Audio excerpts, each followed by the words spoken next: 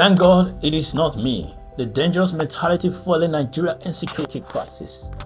What happens when a society stops caring about the suffering of others? Imagine a family kidnapped on their way home, a village attacked in the middle of the night, a commuter robbed in broad daylight, a young person desperately crying for help online. What should be our first reaction? Shouldn't it be, how can we help? Yet, increasingly, the response is something else. Thank God, it is not me. At first glance, it sounds harmless, even grateful. But what if this phrase has quietly transformed into one of the most dangerous mindsets in Nigeria today? What if insecurity is not only growing because criminals are becoming stronger, but because society is becoming more indifferent? Tonight, let's talk about a crisis we rarely discuss, the crisis of empathy. The rise of the not my problem society. Nigeria is facing multiple challenges, no doubt. Children kidnapped in Borno, Oyo, and in other parts of Nigeria are still in captivity. Kidnapping, banditry, terror attacks, armed robbery, court violence, communal conflicts. Every day, new victims emerge. Every day, another tragic headline appears. And every day, thousands of people scroll past these stories. The human brain was never designed to process endless tragedy. When suffering becomes routine, people begin to disconnect emotionally. What shocked us yesterday becomes normal today. We watch a kidnapping video. We watch a video of a teacher who was beheaded. We shake our heads. We move on. Another community is attacked. We move on. Another family loses everything. We move on. I saw a poster. Somebody stood up on this front of the street saying, "Shame on all of us. Our children are still in captivity and yet we go to work." That is it. We move on. The danger is not merely that bad things are happening. The danger is that many people have become spectators. Suffering has become content. Pain has become entertainment. And tragedy has become somebody else's problems. Criminals do not operate in isolation. They thrive in silence. They thrive when communities stop paying attention. They thrive when people see something suspicious but refuse to speak. Think about it. How many kidnappers operate without local information? Almost none. Some are getting insider information before they do what they do. So many criminal networks survive because people are too afraid or too indifferent to report what they know. When citizens stop looking out for one another, criminals gain room to operate. When communities become fragmented, security collapses. A kidnapper wants one thing above all else: a society where nobody cares enough to act. And unfortunately, in many places today, that is exactly what they are getting. The psychology of empathy. Now let's be fair. This problem is not simply about selfishness. There are deeper psychological reasons. Many Nigerians are exhausted. People are struggling with inflation, unemployment, economic uncertainty, daily survival. When individuals are overwhelmed by their own problems, empathy often shrinks. Then there is fear. Many people believe helping others could make them the next target. And that is why you see some people, even when the next door neighbor is screaming, they refuse to help. And some have been victims of helping. So some fear retaliation, others fear getting involved in endless legal complications, and many have lost trust in institutions. They ask, what is the point of reporting anything? Will anything change?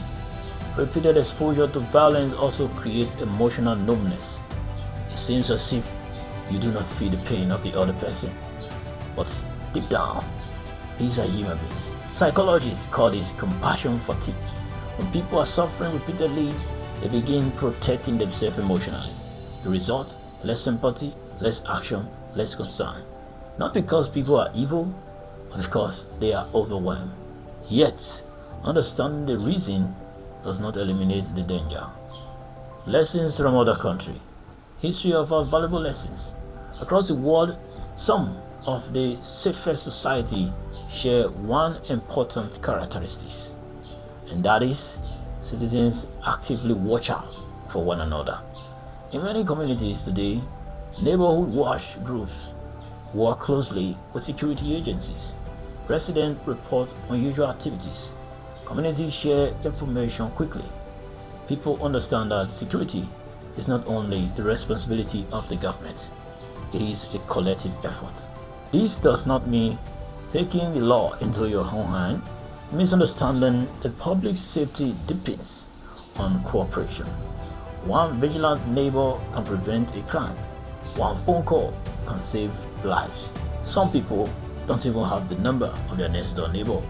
One warning can stop an attack. Strong society are built on strong social bonds. When these bonds disappear, insecurity finds fertile ground. The dangerous illusion. Perhaps the most dangerous belief is this: it cannot happen to me.